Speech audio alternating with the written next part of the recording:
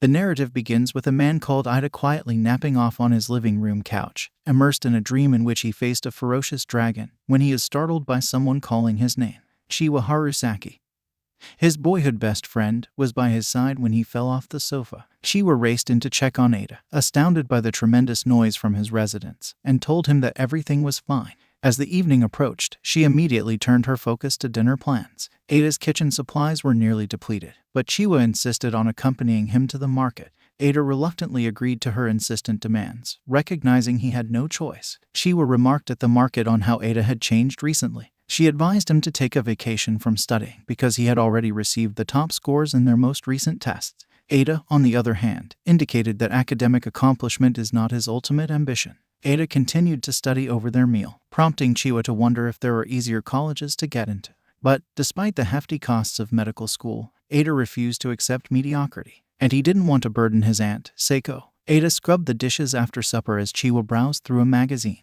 She casually mentioned Natsukawa Masuzu from their class, complimenting her beauty. Ada, on the other hand, remained uninterested in Chiwa's topic of conversation. Ida recounted his daily reminders the next day. Prioritize your studies, avoid superfluous and harmful love, and avoid being mistaken as gay. He observed Seiko asleep on the sofa as he readied for the day. Chiwa talked nonstop on the drive to school about wanting to be popular with males, even asking Ida for her opinion on her new clip-ons. Ida, indifferent and unconcerned about these concerns. Ada was informed in class by a male classmate called Kaoru that Chiwa had been brought to the disciplinary office for causing a disturbance by loudly declaring her admiration for Ada. Ada, frustrated by Chiwa's actions, dismissed and shrugged it off. Ada questioned Kaoru about why everyone seems to be obsessed with love. But Kaoru claimed that anti-love people like Ada are uncommon. Kaoru then quickly asked Ada if his parents had ever contacted him. Ada, who had harbored tremendous hatred toward his parents since they abandoned him in middle school to pursue new relationships, rejected the idea of them being his parents and, as a result, loathed love. Masuzu approached Ada and sat near him when their homeroom teacher came and adjusted the seating allocations. Ada couldn't help but stare at her, while their peers envied his proximity to the school's most popular and beautiful lady. Ida's main objectives were to get a reference from his high school for admission to a public university and to get a funded scholarship for medical school. Masuzu, on the other hand, approached Ida after class and loudly proclaimed her feelings for him, generating a commotion among their classmates. Ida questioned Masuzu about her plans when they were alone. Masuzu first tried to keep it a secret, but she eventually revealed her motivation. She grew tired of being asked out on dates and proclaimed her scorn for love. This made Ada wonder what was causing her overwhelming emotions. Masuzu suddenly pulled a notepad from her bag and began reading childish and embarrassing stories that Ada recognized as his. Masuzu resorted to blackmail after seeing Ada's reaction, threatening to expose his stories unless he agreed to her intentions. Faced with probable humiliation, she even had a copy saved on her computer. As the sun set on their journey home, Ida grudgingly consented to Masuzu's demands. Chiwa dashed towards Ida and Masuzu, exclaiming that Ida was keeping his relationship with Masuzu hidden from her. She voiced her disappointment, claiming that as his closest childhood friend, she should have known. Masuzu stepped in, introduced herself, and surprised everyone by grasping Ada's arm and proposing a date. Chiwa, her eyes filled with inexplicable feelings. I stood there watching Ada and Masuzu walk away together. During lunch the next day, Kaoru and Ada sat together and expressed their surprise that Ada was dating someone despite his anti-love stance. Ada expressed his amazement as well, but explained how he had come to appreciate the hardships Masuzu faced on a daily basis. Being the target of rumor and continually scrutinized by others was an unsettling situation. Kru asked if Chia had come to school that day, but Ida was unsure because Chia had grown distant since he began dating me. Kru pushed Ida to settle his disagreements with Chia because she was like family to him on their way home after hearing this from Ada. Ida wanted to share something with me, Suzu, while we were together, but she already knew what he was going to say. Ida apologized, and I was touched by his honesty. Ida told me, Suzu, that she wanted to be popular at school. As a result, Masuzu asked Ada to bring Chiwa to her the next day. She told him to be excited about it. Ada escorted Chiwa to a room where Masuzu, clad in a kimono and carrying a fan, exuded elegance. When Masuzu saw that Chiwa was having difficulty attracting male attention, she promised to assist and told her own invented love tale to persuade Chiwa. Chiwa initially declined Masuzu's offer, but eventually agreed. Masuzu decided to start a club to teach young ladies correct manners and etiquette, redefining what it meant to be a refined and lovely lady. Chiwa liked the club's name, but Ada was not as enthusiastic. Chiwa and Masuzu set a goal of approaching Sakagami, a third-year basketball player. Chiwa had to befriend Sakagami's brother and pretend to be a guitarist in order to do this. Their idea, however, did not work out as planned, and Chiwa's performance with the guitar case resulted in bizarre and perplexing motions. Masuzu questioned Ada about his persistent presence around Chiwa during a private moment in the club area. He explained that they had grown up together and lived next door to each other. Masuzu expected Chiwa to leave the club following their humiliating classroom incident. Chiwa, however, surprised her by returning, quietly enjoying tea with no indication of melancholy. Chiwa, according to Ada, would not leave the club on her own until she achieved her goal. He told the story of Chiwa in middle school, when she was anticipated to be the star of the kendo squad but had a hip injury. She recovered to the point that it no longer interfered with her daily life after extensive rehabilitation. However, she was no longer able to participate in athletics. She'd lost sight of her old aim, but she'd discovered something new to devote her heart to. Masuzu, determined not to let up, eventually found answers to her questions, but reminded Ada that he belonged to her. Masuzu recommended Chiwa to confess to Sakagami since she was certain he already knew things about Chiwa based on her previous behavior. Chiwa was first hesitant, but later consented. Ada, on the other hand, was worried about her and wondered if the strategy was sound, but she still stood by her decision. Chiwa posted a letter on Sakagami's shoe locker encouraging him to confess to her on the rooftop. Chiwa was on the terrace watching the sunset when she noticed Sakagami smiling as he approached her. He began to speak about what he had heard about her prior to her previous deeds. I thought it was intriguing and cool. He had a thing for gals like that. He then invited Chiwa to visit a movie with him on Sunday to get to know her better. Masuzu couldn't stop grinning as they headed back home, because their plan had come together wonderfully. Everything went according to plan for their first victory. Ida's journal, also known as her first love's journal, formed the basis of her plan. He then proceeded to mock him by implying that he should be happier, but he rejected it by claiming that it had nothing to do with him. Chiwa, on the other hand, began to express her genuine belief that the person who wrote Masuzu's first love journal was wonderful, not realizing that the owner of the journal was Ida. Chiwa thought it was incredible that he believed all of those things without feeling ashamed. Hearing those things from Chiwa made Ida wonder how they sounded cool to others while being a blot on his background. Ida prepared a big amount of food for supper to commemorate Chihiwa's accomplishment. Seeing how delighted Ida was about going on a date with a man made her worried about how happy he was about it.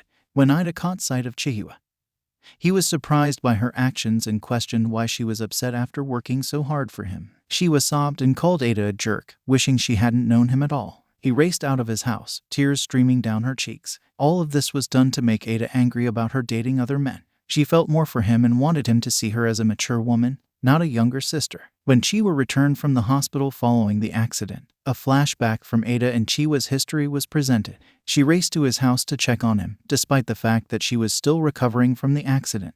She was concerned about Ida's health because his parents had recently divorced and left him to explore other relationships. They talked about their new aspirations when they started high school over dinner. Chihiwa indicated that she would establish new goals because she would be unable to play kendo. But Ada planned to study more and obtain good grades in order to gain admission to a medical university and become a doctor in order to treat Chihiwa's injuries from the accident.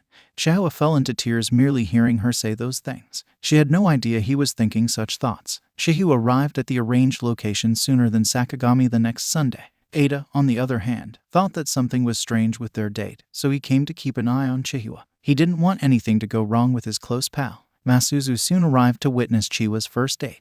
But after hours of waiting, Sakagami never arrived. He is actually dating another woman not far from Chihiwa. He purposefully avoided meeting Chihiwa in order to trick her. Sakagami and his friends saw her as nothing more than a stake. As if it wasn't enough, they mocked and degraded her without any remorse. Despite Masuzu's protests, Ida went to save Chihiwa. But he comes in a goofy way, like a video game character. Even more crazy, Sakagami beat Ida and his companions for interfering with their enjoyment. Chihiwa didn't sit still at this point. She attacked Sakagami and his companions with sticks until they fled, then saved Chihiwa and was saved by her. Worse, he had been beaten. Masuzu skipped school the next day, and Ada intends to pay a visit to his phony girlfriend. But then he ran into her on the street. He then thanked Masuzu for providing Chihiwa the stick the day before in order for her to save him when he was beaten. Masuzu unexpectedly admired Ada, who genuinely wished to assist others selflessly. She then kisses him. However, the hilarious part is that she then tells him to drink the sewage water because he kissed her. Masuzu and Chihiwa surprise Ada the next day when they arrive at his residence. Regardless, the two of them are still battling for him. Ida discovered an anonymous confession note in his shoe locker on a routine school day. The letter conveyed admiration and a desire to rekindle their relationship. Uncertain about the sender's identity, Ida confided in his friend Kaoru, who suspected Chiwa was behind the letter. Chiwa was intrigued and tried to entice Ada away from the club room, only to be accused by Masuzu of wanting to take her lover. Masuzu advocated composing a theme song to promote their club and attract new members. Ada uncovered another letter from the same person who had confessed previously when inspecting his shoe locker. The message urged him to accept their emotions and assured him of their unbreakable bond. When Masuzu abruptly joined him, Ada discreetly placed the note in his pocket, trying to keep it a secret from her. Masuzu broke the stillness and asked Ada if he was hiding something from her during their walk home together. Ada was taken aback and requested clarification. Masuzu then confronted him in the club room about his alleged crush on Chiwa. Masuzu stepped closer, succumbing to her domineering personality, and asked that Ada refrain from paying attention to other girls when they were together. Ada is requested by Chiwa's mother to look after Chiwa while she goes to work. Chiwa developed a fever from running home in the rain. Chiwa awakens in her bedroom to discover Ada there. Surprisingly, she asked for his assistance in scrubbing her body, and despite her embarrassment, Ada complied. Ada later discovered a pair of chopsticks in her chamber, which happened to be his. She admitted taking them without authorization. Those chopsticks represented her most treasured memories, which held true whether Ida had a girlfriend or fell in love with someone else. Chiwa was not the sender of the confession letters. Ida understood. Their bond didn't need to be repaired because it had never been broken. It has always existed. Chiwa went to Ida's house the next morning and requested him to walk to school with her. Ida noticed Masuzu by the shoe lockers at school and inquired about her well-being. Masuzu mocked him, recalling how she had growled loudly earlier while attempting to woo her partner. Ada saw another love letter in his shoe locker and quickly closed it. The sender sought a meeting on the rooftop as he read the letter. On the rooftop, Ada encounters Kashino Himiko, a black-haired girl with a ponytail. She is revealed to be the female with whom he previously played video games. Himiko approaches Ada and embraces him, but Chiwa and Masuzu appear, visibly irritated by what they saw. Himiko stunned Ada and Chiwa by presenting herself as Ada's prior romantic partner, which caught them off guard. Masuzu claimed to be Ada's fiancé, while Chiwa introduced herself as Ada's childhood friend. Himiko was upset at the prospect of Ada being with another girl, requesting that he only hug her. Ada discovered Himiko and Masuzu conversing in the club room the next day. Masuzu had invited Himiko for tea to discuss Ada and had even considered inviting her to join the club. Chiwa disagreed, claiming that Himiko was only concerned with Ada and not with the club's fundamental goal of being popular. She insisted that her worry for Ada drove her to join, erasing any distinction. Masuzu then handed Himiko a notepad and instructed her to write a poem about the type of maiden she wished to be if she wanted to join the club. Chiwa intervened, implying that a practical exam was also required. While taking the practical test in the corridor, Himiko passed out, and the hall monitors interfered, removing Chiwa and Masuzu. Masuzu, Ada, and Chiwa were assigned to clean the school on their day off as punishment. A black automobile appeared out of nowhere, and Mana, Masuzu's sister, jumped out. She apologized for their unsuccessful chat with their father, who was enraged and demanded Masuzu's return home immediately. To avoid further complications, Masuzu immediately stopped her connection with Ada and returned to Mana. Chiwa followed Masuzu as she went to change, looking for an explanation for her sudden decision. Later, Himiko approached Ada with joy, assuring him that she had finished her vision, even though she wasn't required to turn it in on their day off. She did so since she wanted to spend the day with everyone doing different activities. Mana abruptly grabbed Himiko's work and expressed interest in Masuzu's club. Despite Ida's efforts to retrieve Himiko's work, Mana's security pushed him away. Mana chuckled at Himiko's childishness as she read her writing, leading Himiko to cry. Ida had had enough and yelled at Mana to stop ridiculing people's fantasies. He believed that these dreams provided an escape from the difficulties of reality. Despite his attempts to reach Mana, he was kept away by her security. When Masuzu returned with Chiwa, Ada demanded that Mana apologize to Himiko. Masuzu ordered Mana to leave Ada and Himiko alone because they had done nothing wrong. In a key moment, Himiko expresses her desire to join the group with Masuzu and Chiwa, stating that she had finally found a place where she felt accepted. Her statements galvanized her other club members and persuaded Masuzu to reconsider. Masuzu eagerly accepted Himiko's invitation and welcomed her into the group. Ada is startled awake in the infirmary by the sound of his name being yelled. When he opens his eyes, he discovers Himiko naked beside him, while Chiwa and Masuzu call out to him. Himiko attempts to calm Ada down, but he knows better than to obey her orders blindly. As the banging on the door becomes more audible, Himiko decides to walk outside to distract the others. Ada tries to stop her, but the door has already been unlocked, so he hastily hides behind a curtain. Masuzu and Chiwa finally enter the infirmary after several fruitless attempts. Instead of finding Ada, they come across Himiko, who is naked and tries to cover herself with a blanket. Masuzu inquires about Ada's whereabouts, but Heinke responds that she has no idea. Masuzu finds it difficult to believe because Ada stated going to the infirmary to relax because he wasn't feeling well. Heinke tries to explain that what they heard was simply the sound of the wind.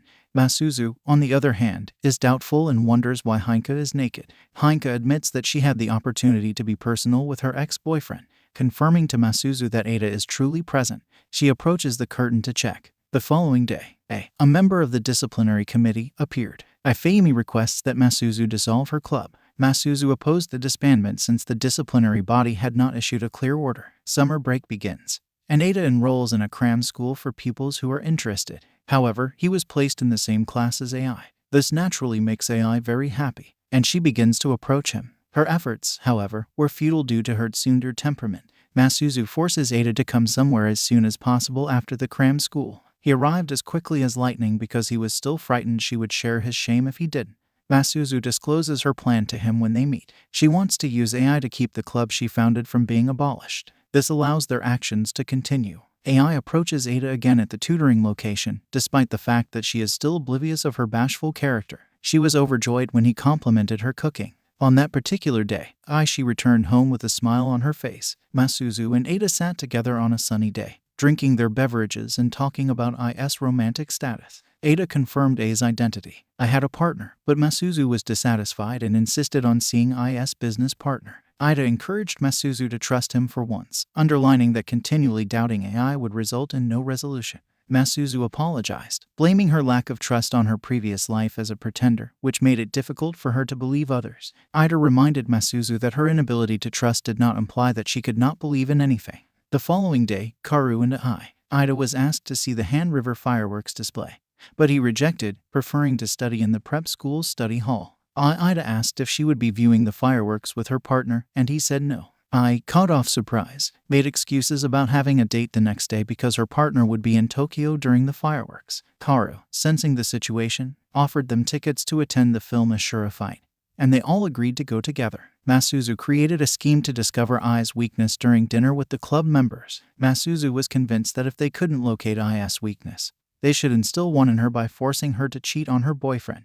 Masuzu intended to use Ai as a puppet to achieve their objectives. Masuzu included Chiwa in a double date with Karu while discussing the strategy. Assuring Ada would go on a date with Ai while Hynek and Masuzu watched, trying to catch Ai's vulnerability. Hynek hesitated to demonstrate her commitment to Ai as her love mentor, but Masuzu assured her she didn't have to. Ada and Chiwa were walking together the next day when Ai started a conversation. Chiwa became possessive when reminiscing about their kindergarten days, interfering with their interaction.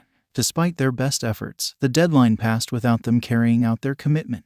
Chiwa's involvement persisted, and Masuzu squandered a chance by failing to take shots in the movie theater. Ada notices a notebook while arranging his backpack at class. Curiosity gets the best of him, and he starts opening it. All of a sudden, Ai appears and stops him, knocking Ida's bag over in the process. In the midst of the pandemonium, Ida takes the dropped notebook and dashes out of the room. I had no idea.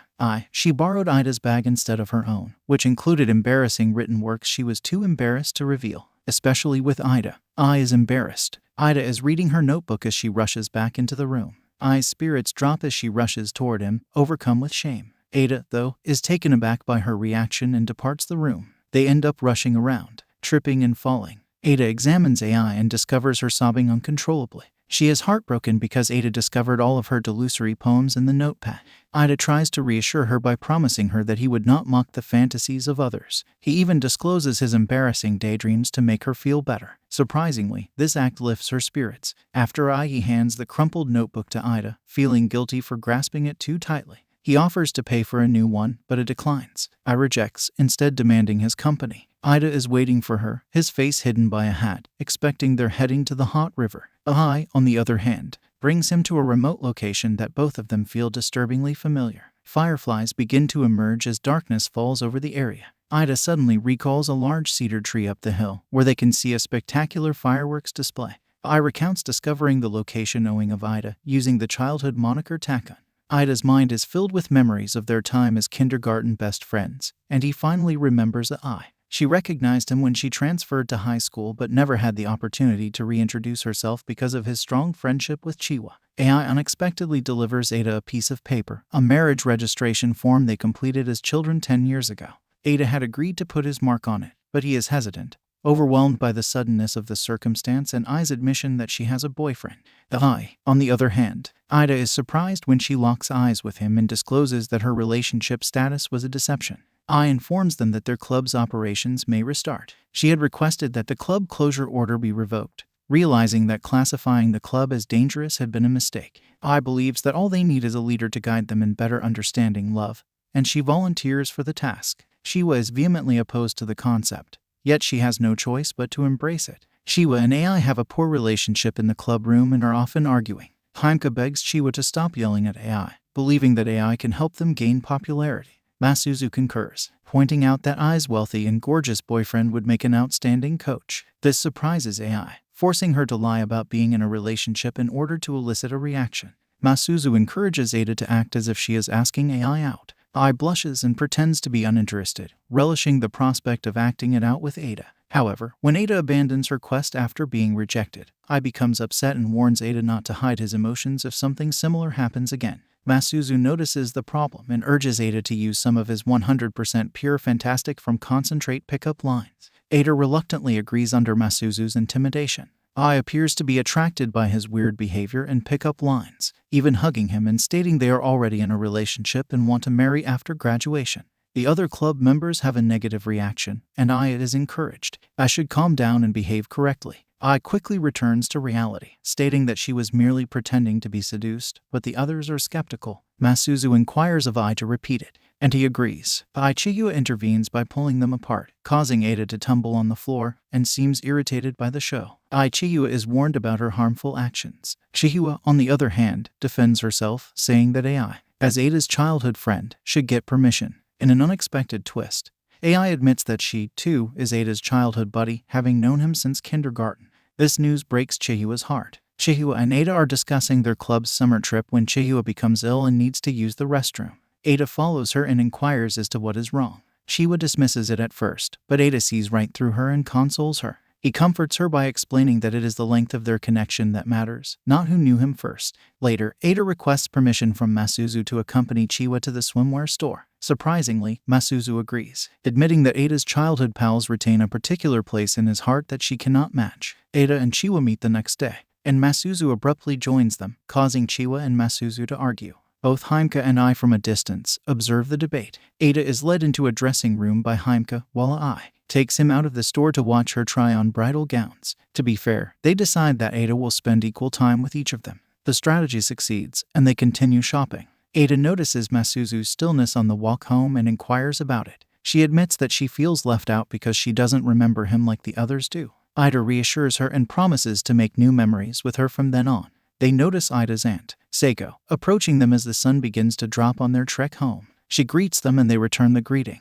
Seiko surprises everyone by asking who among them is Ida's lover. Masuzu takes a confident step forward, identifying herself as his girlfriend. Seiko, on the other hand, bursts out laughing, clarifying that she wasn't referring to the false girlfriend, leaving the others perplexed. As Seiko falls asleep unexpectedly, Hamiko and Chihiwa exchange shocked glances. Back at Ada's place, they start talking about their impending beach trip and how they plan to fund it. Seiko offers that they enter a company-sponsored contest that will grant them access to the company's health resort facilities near the beach. Masuzu wonders why she wasn't invited to the tournament after hearing this, given how much she adores Ada. Seiko explains that she rejected Masuzu based on intuition, noting that her experience as a video game producer has refined her skills in identifying and creating distinct personalities, including identifying individuals in love. Masuzu, on the other hand, refuses to back down and believes that she sincerely loves Ada. Seiko chooses to put her claim to the test, along with Ai, Chihiwa, and Hamika. They all answer a series of questions on an app, and the one with the highest score is regarded to be the most in love with Ada. Following the completion of the questions, it is revealed that Ai receives the greatest score, while Masuzu receives the lowest. Masuzu's responses were so flawless that it seemed as if she wasn't in love at all. Despite this, she is adamant about convincing Seiko that she is Ada's girlfriend and that she is madly in love with him. Seiko challenges her further, urging her to participate in the competition and stressing that if she wins, she will identify her as Ada's girlfriend. Later that night, Masuzu and Ada are walking around the children's park, discussing how easy Seiko can tell if their connection is genuine. Although Seiko detects any insincerity, they stay motivated to work harder and win the contest in order to eventually get Seiko's acknowledgement of Masuzu as Ada's girlfriend. Ada and Masuzu are pretending to be a couple on the train, but their club members can see right through it. They appear unnatural and ungainly. They are delighted by a gorgeous blue beach where they can participate in some enjoyable water sports. They head to the place they'll be staying at after having a nice time at the beach, while Ida is changing a light bulb. It is overheard by him, telling Masuzu she will never forgive her if she is merely pretending to date Ada to avoid other boys' advances. Ada is concerned about how their friends would react to Masuzu. Ada and Masuzu devise a scheme to fool their friends into thinking they are dating. Masuzu recommends doing something intense, such as kissing, but Ada is apprehensive and gives him the option to pull out. Ada eventually agrees to assist Masuzu, and they intend to kiss each other goodnight before going to bed. When Ida, Masuzu, Chiwa, Ai, and Heimka are playing cards, Ida abruptly declares that he is going to bed. Chiwa offers them a phone strap as a gift before they all go to bed. Ai, Heimka, and Chiwa plan to produce matching phone straps for everyone, which affects Ada because they were all rivals when it came to him. Masuzu and Ada are talking in the bedroom. Masuzu considers resigning from the contest after contemplating on their circumstances because she knows she can't win against the others, but she also wonders how they would feel. She decides to take part and deal with the consequences. She can't quit up, remembering how much it would hurt Chiwa to lose him. She pulls Ada's journal and shows him the section where he wrote about becoming a doctor and healing Chiwa. Masuzu intends to let him go and return him to Chiwa once the journey is over. Lana and Masuzu are on a club trip when they are accidentally hit by a woman riding a bicycle. Lana inquires about her sister, and Masuzu confesses that she is only an item for their father to flaunt to his high society. Masuzu acts exactly as her father expects her to, but in doing so, she fools herself into forgetting who she truly is. Lana then informs Ada that Masuzu is capable of saying bizarre things. She may be tough, then lovely, then cold, and she can also string him along at times. Despite being strung along, Ada doesn't think it's all that horrible. It's not your typical chore. Lana stands up and thanks Ada for showing interest in her sister. Heimka is terrified of performing on stage due to stage fright. Ada suggests that she try something she enjoys to help her conquer her concerns. Emiko hugs Ada and tells him she loves him. She explains that since knowing him, she has changed and is now able to communicate with students, make friends, and even go to the beach. As the crowd begins to applaud, it is discovered that they are being filmed and displayed on a monitor. As a result, Masuzu suddenly participated in a love confession festival hosted by the beach in the afternoon. She planned to take advantage of the situation to stop her phony connection with Ada. Ada rushes to stop Masuzu, knowing what she was about to do. Fortunately, he appears just as she is about to expose the truth on stage. He then walked onto the stage and expressed his feelings to her. He adores Masuzu, warts and all, and no one else could be Ada's friend save him. Ada and Masuzu's relationship is overshadowed by the love confession. Masuzu is sitting on top of Ada the next morning, acting affectionately. Sayoko invites Ada out, and they talk about his current position. Sayoko gives him counsel, advising him to make everyone dislike him except his girlfriend. Ada tries, but fails, to accomplish this by first speaking with Heimka. He then approaches Ai with the intention of making her dislike him. He requests to see their marriage certificate and intends to rip it up, but he can't bring himself to execute it after seeing Ai's look. Suddenly, he receives a paper cut by accident, and blood stains the paper, causing Ai to misinterpret it as his signing the marriage certificate and stamping it. Ada discovers Chiwa standing on the balcony, gazing out at the sea. He asks if she is angry about his relationship with Masuzu, and she sobs. Ada comforts her, but Chiwa turns around, kisses him, and declares her love. Masuzu enters unexpectedly and asks if she can join in. Ida is left dissatisfied and conflicted between his girlfriend and his childhood best buddy at the end of the episode.